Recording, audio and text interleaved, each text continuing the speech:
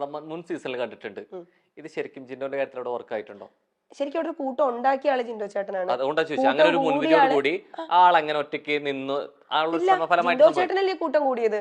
ഒറ്റയ്ക്ക് നിന്ന് കളിച്ച ആൾക്കാരല്ലേ ഇപ്പൊ പുറത്തു പോയത്? അല്ല, പലപ്പോഴും ആൾ എന്നുള്ള രീതിയിലേക്ക് എഗെയിൻസ്റ്റ് ആയിട്ട്. കാരണം പലപ്പോഴും മണ്ടൻ എന്നുള്ള വിളിയൊക്കെ കേട്ട് തുടങ്ങി.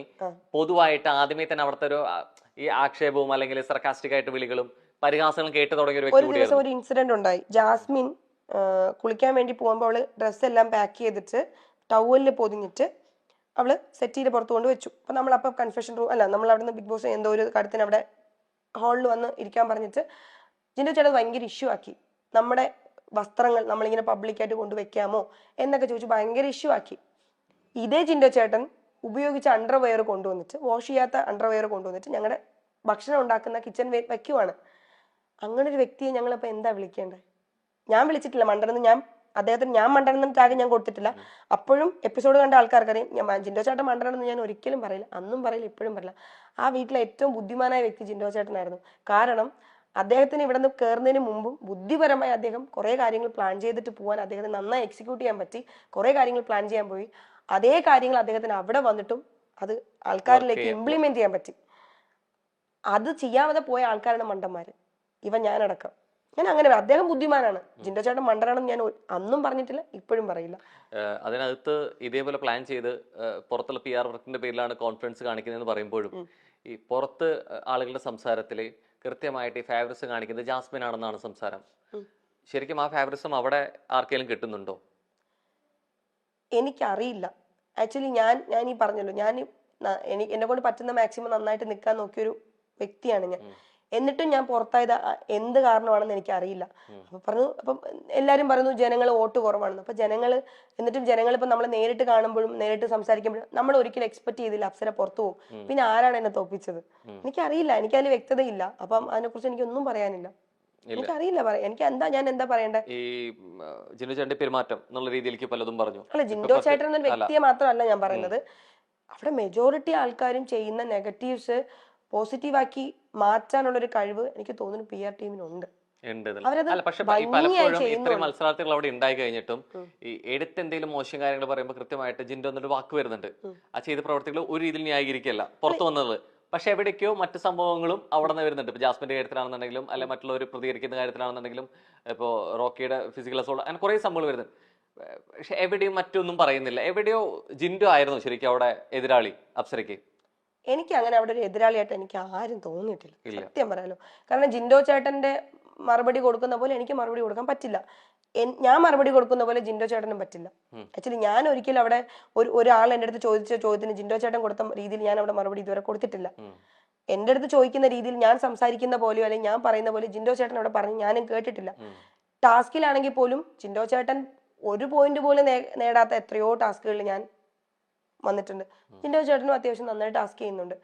പണി ചെയ്യുന്ന കാര്യത്തിലാണെങ്കിലും ഞാൻ അവിടെ അത്യാവശ്യം പണികൾ ചെയ്യുന്ന ഒരാളായിരുന്നു, ഡ്യൂട്ടീസും കാര്യങ്ങളൊക്കെ. ജിൻഡോ ചേട്ടൻ എപ്പോഴാണോ ഏറ്റവും കൂടുതൽ അറ്റൻഷൻ കിട്ടുന്നത് അത് ഹൈലൈറ്റ് ചെയ്യാൻ വേണ്ടിയിട്ട് ജിൻഡോ ചേട്ടൻ ശ്രമിക്കാറുണ്ട്. അപ്പൊ എനിക്ക് ഏത് രീതിയിലാണ് ജിൻഡോ ചേട്ടൻ എതിരാളിയായിട്ട് എനിക്ക് തോന്നിയിട്ടില്ല. പക്ഷെ എതിരാളി ആയിരുന്നു. എവിടാന്ന് വെച്ചാൽ പുറത്ത് വോട്ടിങ്ങിന്റെ കാര്യത്തില് ശക്തമായ എതിരാളിയായിരുന്നു. ജിൻഡോ ചേട്ടന്റെ അല്ലെങ്കിൽ ജിൻഡോ ചേട്ടന് മാത്രമല്ല കേട്ടോ ഞാൻ പറയുന്നത്, അവിടെ നിൽക്കുന്ന കുറെ ആൾക്കാരുടെ എന്നെ ഭയം ഉണ്ടായിരുന്നു എന്ന് എനിക്ക് സംസാരിച്ചിട്ട് ഇത്രയും കണ്ടസ്റ്റൻസ് അവിടെ ഉണ്ടായിട്ട് ജിൻഡോ എന്നല്ലാതെ വേറെ ആളുടെ പേര് പോലും വരുന്നില്ല. എന്നോട് ചോദിച്ച ചോദ്യം അതാ, എന്തായിരുന്നു ജിൻഡോ എന്ന വ്യക്തിയെ കുറിച്ചായിരുന്നു. ഞാൻ പിന്നീട് അതിനെ കുറിച്ച് സംസാരിച്ചപ്പോഴാണ് ജിൻഡോ എന്ന് പറഞ്ഞത്. നമ്മൾ തുടങ്ങി ഇതുവരെ വേറെ ഒരു കണ്ടസ്റ്റന്റിനെ കുറിച്ച് നിങ്ങൾ ചോദിച്ചില്ല. എന്നെ സംശയം അതാണ്, ഇവിടെ ഇത്രയും നന്നായി പെർഫോം ചെയ്യുന്ന കണ്ടസ്റ്റൻസ് ഉണ്ടായിട്ട് നിങ്ങൾ ഒരാളുടെ പേര് പറഞ്ഞിട്ടില്ല. ജിൻഡോ എന്നുള്ള പേരല്ല പറഞ്ഞു തുടങ്ങിയത്. ഞാൻ പറഞ്ഞു തുടങ്ങുന്നതിൽ ഈ PR വർക്കിന്റെ ഇൻഫ്ലുവൻസിനെ കുറിച്ച് സംസാരിച്ചു കഴിഞ്ഞപ്പോ അപ്സരയാണ് പറഞ്ഞത് ഇവിടെ ജിൻഡോന്റെ കോൺഫിഡൻസ് കിട്ടുന്നു, പുറത്തുകൂടി ചെയ്യുന്നു, പുറത്തുള്ള PR വർക്കിന്റെ സപ്പോർട്ട് അവിടെ കാണിച്ചിരുന്നത് ജിൻഡോ ആണെന്ന് പറഞ്ഞു തുടങ്ങിയത് അപ്സരയാണ് അല്ലെ?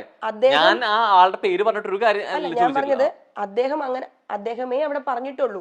അപ്പൊ എനിക്ക് അതല്ലേ പറയാൻ പറ്റും. അപ്പൊ നേരത്തെ പറഞ്ഞ സ്റ്റേറ്റ്മെന്റ് തരണം, ഞാൻ അതേ ചോദിക്കുന്നുള്ളൂ എന്ന് പറയരുത്. അല്ല, എന്താണെന്നറിയോ, നമ്മൾ പിന്നെ അങ്ങോട്ട് കണക്ട് ചെയ്ത് ജിൻഡോ ചേട്ടന്റെ പ്രവർത്തികൾ എന്തുകൊണ്ടാണ് അങ്ങനെ, ജിൻഡോ ചേട്ടൻ ചെയ്ത പിന്നെ കണക്ട് ചെയ്ത് വന്ന അത് പിന്നീടാണ്, അത് അപ്സരയുടെ മറുപടി എന്നാണ് ഞാൻ ആദ്യം പറഞ്ഞു.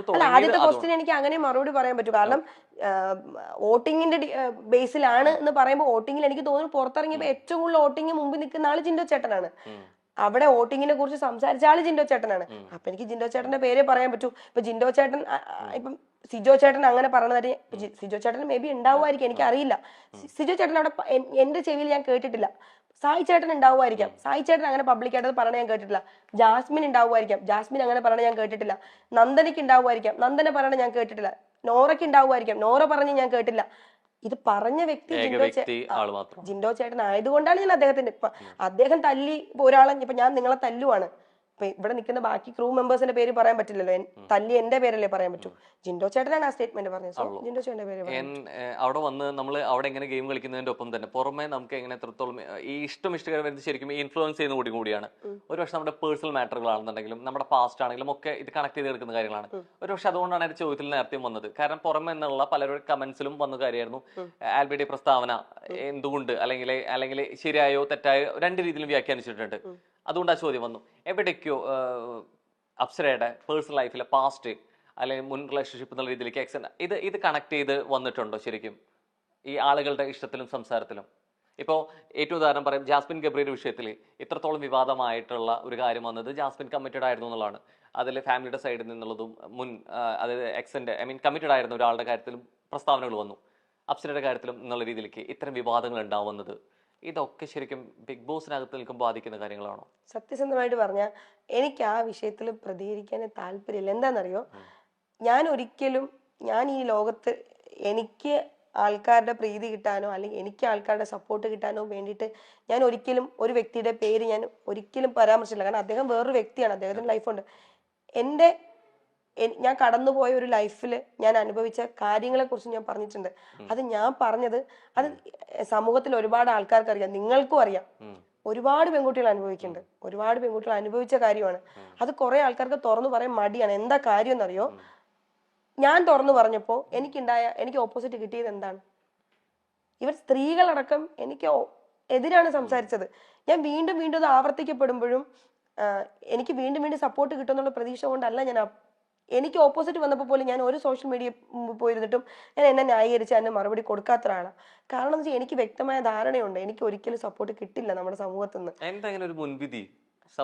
എന്തുകൊണ്ടാണ് പിന്നെ വീണ്ടും വീണ്ടും അത് പറയുന്ന വ്യക്തികൾക്കെതിരെ മാത്രം അറ്റാക്ക് ഉണ്ടാവുന്നത്? പറയുന്ന വ്യക്തികൾക്ക് എന്ന് പറയുന്നത് എനിക്ക് വ്യക്തമായില്ല, മനസ്സിലായില്ല. ഞാൻ എന്റെ ലൈഫിൽ ഞാൻ കടന്നുപോയ ഒരു മോശം സാഹചര്യത്തെ കുറിച്ച് മാത്രം ഞാൻ പറഞ്ഞു. ഇതിനു മുമ്പ് ഞാൻ ഒരു അവസരത്തിൽ പറഞ്ഞു. അപ്പോഴും ഏറ്റവും കൂടുതൽ അറ്റാക്ക് നേരിട്ട വ്യക്തി ഞാനാണ്. എന്തുകൊണ്ട് ഒരാള് പോലും ആ ചെയ്ത വ്യക്തിക്കെതിരെ സംസാരിച്ചില്ല? അത് കഴിഞ്ഞു. അന്ന് ഞാൻ വന്നിട്ട് അല്ല, ഞാൻ പറഞ്ഞ സ്റ്റേറ്റ്മെന്റിനെ കുറിച്ചിട്ട്. അത് കഴിഞ്ഞിട്ട് ഇപ്പൊ ഞാൻ ബിഗ് ബോസിൽ പോയ സമയത്തും ഞാൻ പറയാൻ ശ്രമിച്ചത് ഇത്രയേ ഉള്ളൂ. ഒരുപാട് അവസരത്തിൽ എന്നെ പോലെ ഞാൻ ഒരുപാട് പെൺകുട്ടികളെ ഞാൻ അനുഭവിച്ചതുപോലെ റെപ്രസെന്റ് ചെയ്ത് ആ പ്ലാറ്റ്ഫോമിൽ പോയൊരു പെൺകുട്ടിയാണ് ഞാൻ. ഒരുപാട് സമയത്ത് തോറ്റുപോയ ഒരാളാണ് ഞാൻ ലൈഫിൽ. കാരണം ഒരുപാട് ആൾക്കാരെ സ്നേഹിച്ചതിന്റെ പേരിൽ, സപ്പോർട്ട് ചെയ്തതിന്റെ പേരിൽ, കൂടെ നിർത്തിയതിന്റെ പേരിൽ, വിശ്വസിച്ചതിന്റെ പേരിൽ തോറ്റുപോയ ഒരാളാണ് ഞാൻ. അന്നും എനിക്ക് ഒറ്റ ലക്ഷ്യമാണ്. എൻ്റെ അമ്മ സത്യമായിട്ട് ഞാൻ പറയാം, ജെന്യൂനായിട്ട് ഞാൻ പറയാം, ഞാൻ ബിഗ് ബോസിൽ പോയ സമയത്ത് എനിക്ക് ഫെയിം ഉണ്ടാക്കണം, എനിക്ക് അങ്ങനെയല്ല, എനിക്ക് ജീവിക്കാൻ വേണ്ടി ഞാൻ എന്തു പണിയെടുക്കാനും തയ്യാറായ ഒരു വ്യക്തിയാണ്. ഞാൻ അങ്ങനെ പോയൊരു ആളാണ്. അവിടെ പോയ സമയത്ത് ഞാൻ പറഞ്ഞ എന്താണ്, നമ്മുടെ ലൈഫിൽ നമുക്ക് ഒരുപാട് പ്രശ്നങ്ങൾ ഉണ്ടാവും, ഇനിയും ഉണ്ടാവും, എനിക്കറിയാം, നമുക്ക് ഉണ്ടാവും പ്രശ്നങ്ങൾ, മരണം വരെ ഉണ്ടാവും. പക്ഷെ ആ പ്രശ്നങ്ങൾ ഞാൻ ഭയങ്കര ഇതായിട്ടുള്ള ഒരാളാണ്. എന്തെങ്കിലും ചെറിയ കാര്യം വരുമ്പോൾ പോലും ഞാൻ പെട്ടെന്ന് എന്നെ എഫക്ട് ചെയ്യും. ഞാൻ ഇമോഷണലി കുറച്ച് ഡൗൺ ആയിട്ടുള്ള ഒരാളാണ്. പക്ഷെ ഞാൻ എപ്പോഴും സ്ട്രോങ് ആവണമെന്നറിയോ, ഞാൻ അവിടെ ഇരുന്ന് പോകത്തില്ല. ഞാൻ അപ്പൊ ചിന്തിക്കുന്ന എന്താണ്, ഞാൻ ഇവിടെ ഇരുന്നാൽ എനിക്ക് ആരുമില്ല, എനിക്ക് കൊണ്ടുതരാൻ ആരുമില്ല, ഞാൻ കഷ്ടപ്പെട്ടാലേ എനിക്ക് ജീവിക്കാൻ പറ്റുള്ളൂ. ഞാൻ ഇങ്ങനെ ഇരുന്നാൽ എന്നെ പറഞ്ഞ ആൾക്കാർ വിജയിക്കുകയും ഞാൻ തോറ്റു പോവുകയും ചെയ്യും. അങ്ങനെ തോക്കാൻ പാടില്ല, എനിക്ക് ജയിക്കണം, ഞാൻ സ്വപ്നം കണ്ട അടുത്തേക്ക് എനിക്ക് എത്തണം. ഞാൻ കഷ്ടപ്പെടാൻ തയ്യാറാണ്. എന്റെ സ്വപ്നങ്ങൾ അത്ര വലുതായതുകൊണ്ട്, ജീവിതത്തിൽ തോറ്റു കൊടുക്കാൻ പറ്റാത്തതുകൊണ്ട് ഞാൻ വീണ്ടും കഷ്ടപ്പെടാൻ തീരുമാനിച്ചു. ഞാനിത് പെൺകുട്ടികളോട് ഇത് അനുഭവിക്കുന്ന സ്ത്രീകളോട് തുറന്നു പറയാത്ത എത്രയോ സ്ത്രീകളുണ്ട്. ഞാനിത് അവരോട് പറയുന്നത് എല്ലാവരുടെ ലൈഫിലും ഉണ്ടാവും, എന്റെ ലൈഫിലും ഉണ്ടായി. പക്ഷെ അവിടെ നമ്മൾ വീണ് പോകരുത്. നിങ്ങൾ ട്രൈ ചെയ്തോണ്ടേ ഇരിക്കുക. നിങ്ങൾക്ക് പറ്റാത്തൊരു ബന്ധമാണെന്നുണ്ടെങ്കിൽ നിങ്ങൾ അവിടെ കടിച്ചു തൂങ്ങണ്ട. പക്ഷെ ആ ഒരു ബന്ധത്തിൽ നിന്ന് മാറി ശരിക്കും ഈ ആള് തന്നെ വീണ്ടും വന്നിട്ട് സോഷ്യൽ മീഡിയ വന്നിട്ട് ക്ലാരിറ്റിക്കോ പ്രസ്താവനയ്ക്കോ നിൽക്കുന്നത് ഈ അകത്ത വിശേഷങ്ങളും പുറത്ത് നടക്കുന്ന വിവാദങ്ങൾ കൊണ്ട് കൂടിയല്ലേ? അങ്ങനെ തോന്നില്ലേ? അല്ല, ക്ലിയർ ചെയ്തോട്ടെ. ഞാൻ പറയട്ടെ, ഇപ്പം എപ്പോഴും ഞാനിപ്പോ പറയുമ്പോ എന്നെ ന്യായീകരിച്ചിട്ടേ ഞാൻ പറയൂ. ഞാൻ ഓപ്പോസിറ്റ് പറയുന്ന വ്യക്തി അദ്ദേഹത്തെ ന്യായീകരിച്ചിട്ടേ പറയുള്ളൂ. പറഞ്ഞോട്ടെ, എനിക്ക് ഞാൻ ഇനി അത് ക്ലിയർ ചെയ്യാനോ തിരുത്താനോ എന്റെ ഭാഗം ന്യായീകരിച്ച് സംസാരിക്കാൻ ഞാൻ വരുന്നില്ല. ഞാൻ ഇത്രേ പറഞ്ഞോളൂ. അന്നും ഞാൻ പറയുന്നത് ഇത്രയാണ്, നമ്മുടെ ലൈഫിൽ കുറേ പ്രശ്നങ്ങൾ വരും. ഇപ്പൊ ദാമ്പത്യ ജീവിതത്തിലായാലും അല്ലാത്ത ലൈഫിലായാലും നമുക്ക് കുറേ പ്രശ്നങ്ങൾ വരും. അവിടെ നമ്മൾ തളർന്നു പോകാതിരിക്കുക. ഇപ്പൊ നമ്മുടെ സങ്കടങ്ങൾ ഇപ്പൊ പബ്ലിക്കിൽ വന്നിട്ട് പറഞ്ഞാൽ പോലും ചിലപ്പോൾ നമ്മളെ ആളെ അക്സെപ്റ്റ് ചെയ്യില്ല. നമുക്ക് ഓപ്പോസിറ്റ് ആയിരിക്കും അപ്പോഴും ആൾക്കാർ കൂടുതൽ റിയാക്ട് ചെയ്യുന്നത്. അത് മൈൻഡ് ചെയ്യാതിരിക്കുക. അവര് ഇപ്പം അദ്ദേഹം ഞാൻ അപ്പോഴും പറഞ്ഞതല്ലോ, ഞാനിത് അനുഭവിച്ചിട്ടുണ്ട്. അതിനിപ്പോ ഇനി എത്ര വട്ടം ഇല്ല ഇല്ല ഇല്ല ഇല്ല എന്ന് പറഞ്ഞാലും ഞാൻ അന്ന് അനുഭവിച്ചതൊന്നും അത് ഇല്ലാതാവില്ല. അനുഭവത്തിന്റെ ഒപ്പം ഈ അനുഭവിച്ച എക്സ്പീരിയൻസിലോ അല്ലെങ്കിൽ അനുഭവിച്ച പാഠങ്ങളിൽ നിന്നാണോ എവിടേക്ക് ഈ പ്രതികരണ ശേഷി നഷ്ടപ്പെട്ടു എന്ന് തോന്നുന്നുണ്ടോ? എനിക്ക് പ്രതികരണ ശേഷി കൂടി.